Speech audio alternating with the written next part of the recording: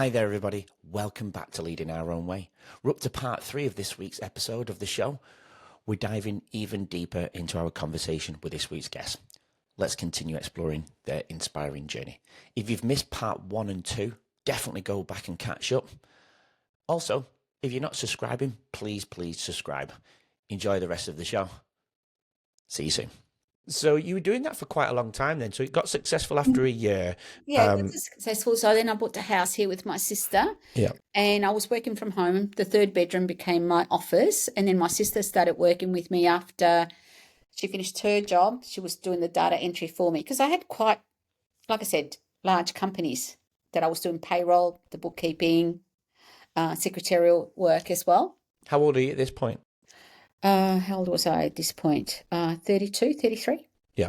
Yep. Because you met your husband at 38, didn't you? Yeah. Yeah. So it's a few years later. Yeah. And then I had to move. Then I met my husband in 95. Started going out with him in 96.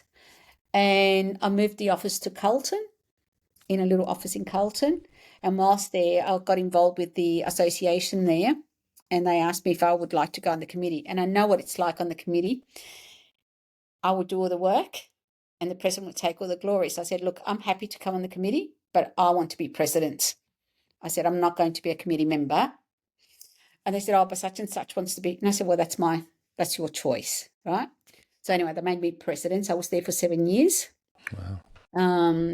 That was a voluntary position. So that was 2001 to about 2008. So I did all their marketing, their events, etc. there, increased their membership because they only had 10 members at $100 a year. So we restructured the whole thing. I worked with the City of Melbourne as part of, because they've got precincts around Melbourne and Lygon Street was one of them. So I looked after that side. So I worked with John Soh. I don't know if you know John Soh. He had the Lord Mayor, the first Chinese Lord Mayor, popularly elected. Any Aussie names, I'm really going to be not very knowledgeable Well, on he it. was Sorry. very, very popular and he actually worked I actually thought he was one of the best mayors that we've had. Wow. And since then, it's gone downhill. Because he really loved the city and he really loved people and he was always walking down Lygon Street, trying the restaurant. He'd ring me and say, Connie, can we walk the street to make sure they're okay, they don't have any issues? Oh. Nobody else does that. Yeah. Right? See, that's that true passion we need again, isn't it? He was very good, yeah. So he was there for 2 terms. And then in 2002, I had my son because I got married in 99. So in 2002, I had my son. You said that was an accident. It wasn't even planned. No, it wasn't planned. I didn't think I could have one. Oh. Well, because of my age, I thought, it's not going to happen. Yeah. Wow. Yeah, and it happened naturally. And that was a bit of a scare because I thought, geez, you hear all these things about, over 40, there's all these dangers and God knows what else. So I had all the tests done for the blood, came back that I was only 21. That was pretty good. Nice. The x-rays and all that then they said, oh, do you want to, I don't know what they call that needle where they take out something to test it. I'm not very good at medical stuff. Well, I don't know that bit. I know I love medical stuff, but not too sure about that. Well, if you're a certain age, they do the blood test, they do the ultrasound, and then they do this other thing where they put a needle in the back to take some of this, I don't know where they do it. Anyway, and when the other 2 results came back, because my husband and I had a chat, and I said, look, at our age, if the child's not going to be healthy, I'm going to abort. And it wasn't because I wouldn't love the child. It's because I don't want to leave him to society once I'm gone. Yeah. So that was my thing because I just think who's going to look after the child. Sure. Luckily, he was healthy. So we went ahead with it, except they keep telling you that you've got to go to these prenatal classes. And I've never seen a birth before in my life and I didn't want to go. But they said, you've got to go at least one. I did. I had a panic attack because they showed me a birth up there and I'm not God and I'm panicking. I'm saying, get it out of here. I don't want to. Luckily, I was in a hospital because I really went overboard. Because in my family, we didn't talk about sex. We didn't talk about emotions. No, not so much emotion, but what happens to your body. For example, I found out from my dressmaker teacher when I was 12 that sometime soon I should expect my period Oh, because my mum yeah. couldn't tell me. Oh, wow. Okay. And even to the day she died, we never spoke about it. Right. You don't teach your kids facts of life. So, I mean, I remember going out with this guy just after 21, and I thought you got pregnant by just kissing him. So I ran out of the car, right? Yeah. Because you didn't talk about it. Yeah. Yeah. Yeah. No, I get it. I didn't meet my dad till I was 8, and I, for years, thought women just got pregnant. They just well, look. I didn't Yeah. know they needed a man because it didn't enter my head. So I can totally relate to it for sure. Yeah. Because I was like, God, thank God I'm not a woman because I just don't want it to be. I just don't want to. What happens if I don't want to have a kid and then all of a sudden I've got a kid in my belly? Yeah. No. Well, I thought you just got pregnant even just by kissing. So yeah, Yeah. the poor guy must have thought, God, she's a nutcase. Yeah. And I was just over 21. Yeah. Oh, Mm, geez. Yeah. Well, mm. and that's old, really, because most people do it when they're like 16, don't they? Oh no, no, not me. I said to you, I start everything late. Yeah, you weren't lying. Yeah. Yeah, everything late. Yeah. And Left if I everything up. went back and did it all again, I probably still would start that one late. I don't, oh, I believe in enjoying your youth while it's there. Agreed. Well, you definitely did that. That's for sure. Yeah, Yeah. So from those early years of your business, before it all started to kind of go down, it was going very, very well. it was. It Yeah, was. what type of things were highlights for you then? And, Well, I met my husband through that. Then he came yep. and worked. He quit the art centre and started working for me. Oh, nice. That was a bit of a challenge I bet. because he's stubborn and I'm stubborn and I'm the boss. Well, you And didn't get divorced, so it's clearly okay. no, no, but he did go and work for one of our big clients. Because I remember this client, he was such a pain in the backside. I had a young girl, my receptionist, and I got back from lunch one day and she was in tears. And I said, "Why are you crying?" She said, "Oh, such and such rang and abused me." And I said, "Really?" So I got on the phone and I said, "Don't you ever, ever treat my staff like that. You got an issue, you come to me." So I really told him off. And my husband goes, "Connie's one of the biggest clients." I said, "I don't care. You don't No, treat yeah, human beings like that." that's right. So what did he do? He hangs up from me and rings my husband. And says what? So I rang him back and I said, "It's my company. You don't go to my husband." I said, "It's What? my company. You don't do that." All What right. was he saying to your husband now?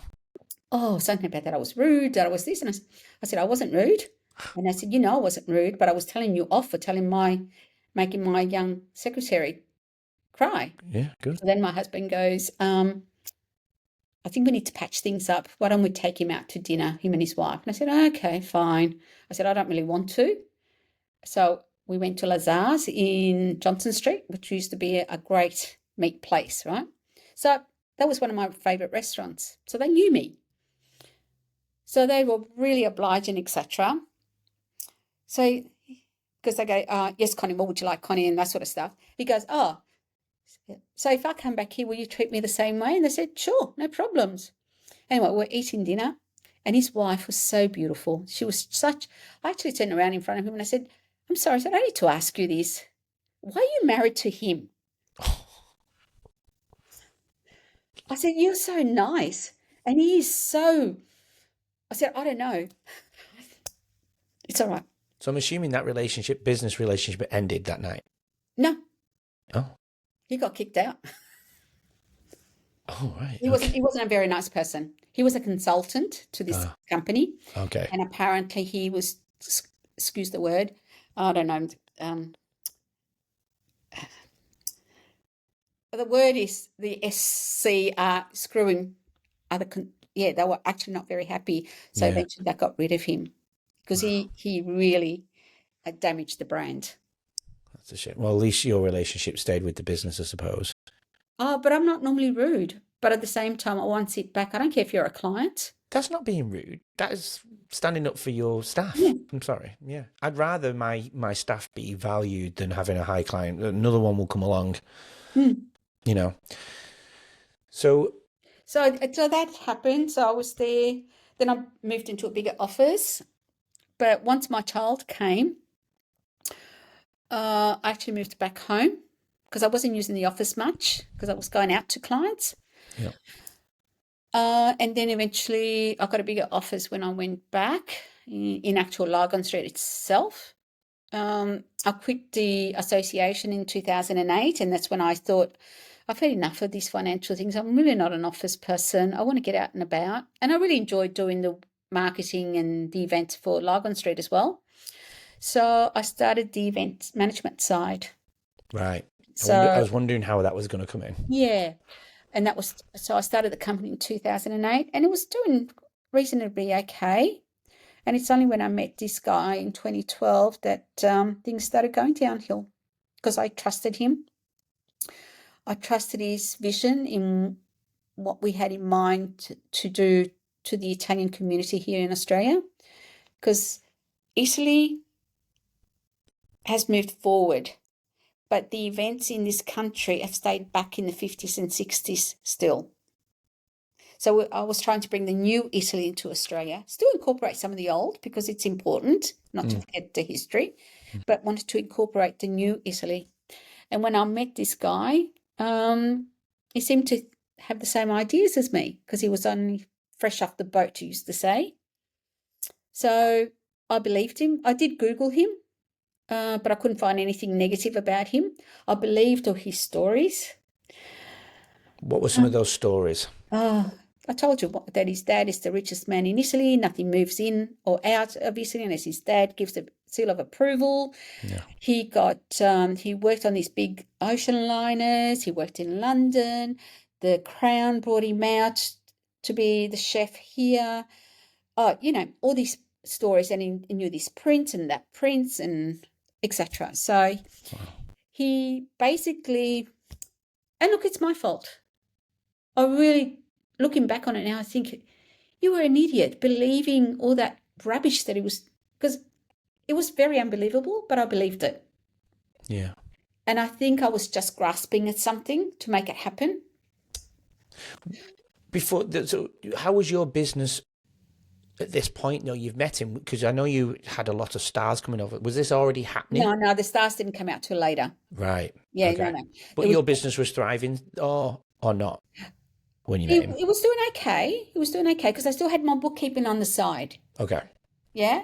So the event management was coming along, but the bookkeeping side was keeping the bills paid, Yeah. and it was doing fine. So this guy racked up a lot of Oh, debt. yeah. What we're talking Over a mil on your business, on your joint business on venture? our joint thing. So I was pulling money out of my other business to pay for this. My credit cards were never, ever. I used to pay them off every month, Yeah. right? They used to send me credit cards because I never had an issue paying them. Now I can't even get a savings account. The banks will not open a bank savings account for me.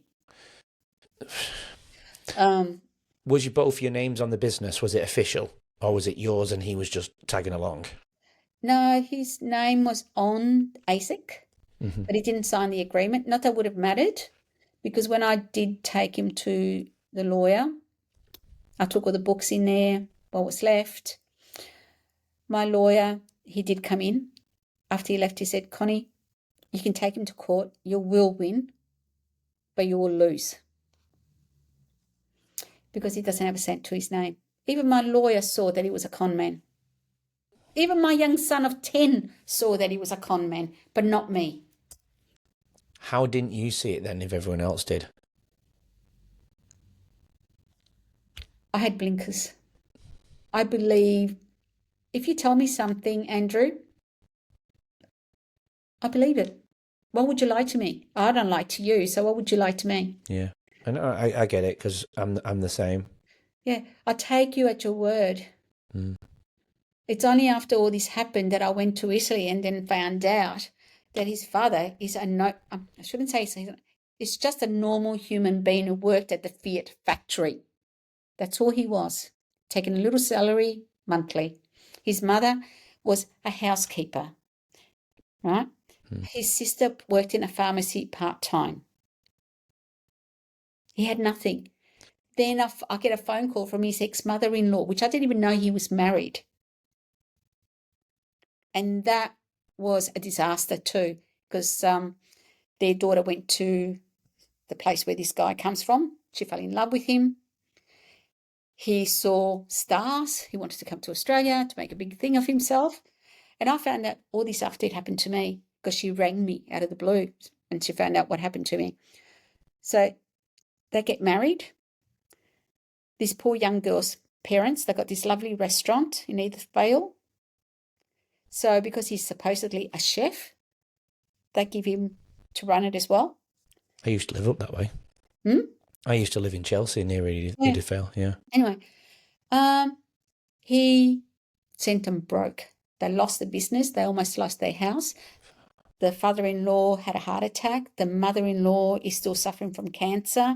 Apparently the daughter, she was telling me the story, the daughter was, because he didn't physically abuse her, but mentally he basically ruined her. It took her years through counselling.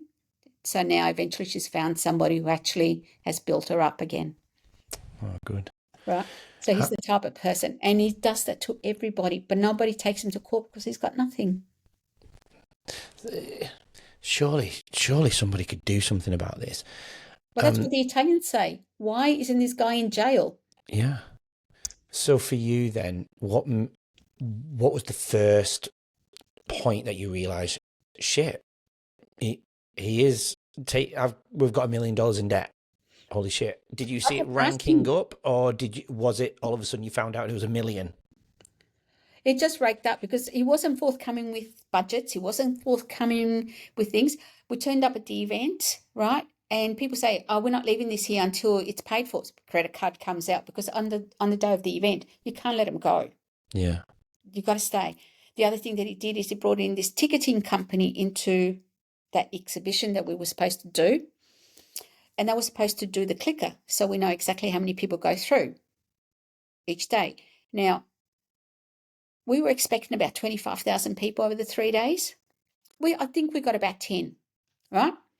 The ticketing company on the last day, the day that it started, the first day, they said, oh, we're not going to click because I can't remember what story they gave me, but they didn't want to click because I made a decision between my business partner and them. When I had to do the acquittal through the Royal Exhibition Building, you have to put the numbers that you think went through the doors. So I asked the ticketing company, they gave me 3,000. And even I said, it can't be right. That cannot be right. I said, there would have been at least 10,000 people go through those doors. No, our tickets don't lie. This is what you're getting. So we thought those tickets would pay at least all of that. When I gave the figures to the Royal Exhibition Building, they said, Connie, your figures are wrong. You mean 13,000. I said, no, that's what the ticketing company said, 3,000. I said, Connie, that's wrong. We know you didn't get your 25. 100% you didn't, but you would have got 10 to 12,000. Are you sure? I said, well, I didn't get the money if that's the case. He went around telling people in Lygon Street that he made a killing in that exhibition. When people were telling me, I said, no, we lost money. I lost money. They said, Connie, no, you made a fortune out of it. I said, I didn't. I said, I lost money. I'm left in debt. So I wouldn't be surprised, because then months later, I got an email from a company in New South Wales who used the same ticketing company, because apparently they did the same to them. So I think he just had these people that he goes in with them, makes some sort of deals. I got no proof. Yeah. Right? The other thing too, when I started making a deal with a marketing company about paying their bills, because I don't think it's fair, but when I found this out, I said, I'm not paying you anymore. That's it. Because he used the marketing company that I was paying to promote his company. And I didn't realise that. So I'd already paid them some money. But when they told me that, I said, I'm sorry. I said, you go and chase him up. I said, I'm not paying that. So there was two creditors that I did not pay. One was the PR company. I think I paid them about 20,000, but I refused to pay the rest. And the other one was a mate of his that brought in all this stuff for the exhibition. And I said, well, you go and chase up your mate. I'm not paying a cent. Did they chase him up? I have no idea. Okay. No idea. So what did this mean for you then? I was devastated. I was broke, but I couldn't admit it. My pride wouldn't let me admit it. I still kept up as if I was successful. On the outside? Yeah. Mm-hmm. But as you know, on the inside, I wasn't. And, I was gambling. And through this exhibition, I met this person from Rome who was supposed to be a prince. And we became very good friends. And so I was going back and forth from there. I was asked to do an exhibition in China. The first year I did. We took about 30 Italian companies there. And the second year they wanted me to do it again. But I wanted somebody on the ground in Italy to do it for me. I couldn't keep going back and forth. So because I became friends with this supposedly prince, I asked him if he could look after it. So he said, look, I've got to employ people. It's going to cost 6,000 euros per month. I said, okay, fine. So I had some KPIs and I had a contract between the two of us, etc. And then we started working on bringing a trade exhibition to Australia with the Italian companies because it was bringing up stories about the Italian companies didn't want to go to China, but they wanted to come to Australia. I said, okay, that's fine. So I pulled out of the Chinese one, although I paid him the 6,000 euro for about 3 months of the contract. And so we started working. And then I said, look, I need to build the brand of my company again. I said, but I need an Italian iconic person to come and launch it, basically relaunch it. But I attach a charity to it, which was the Alana Madeline. I don't know if you know it. It's a children's charity, which I've been supporting for years. So my idea was to get Sophia Loren there. So he said he had a friend who knew her management. I said, okay, fine. So he asked him and he said, yeah, I can get him, can talk to him, but it's going to cost 10,000 euro for my brokerage fee, which I thought was pretty reasonable. So I left it up to him to deal with that. And whatever we were going to make from the event, I wasn't going to go into business with him. We would be 50-50. He gave me the fee for Sophia, which I signed the contract, etc.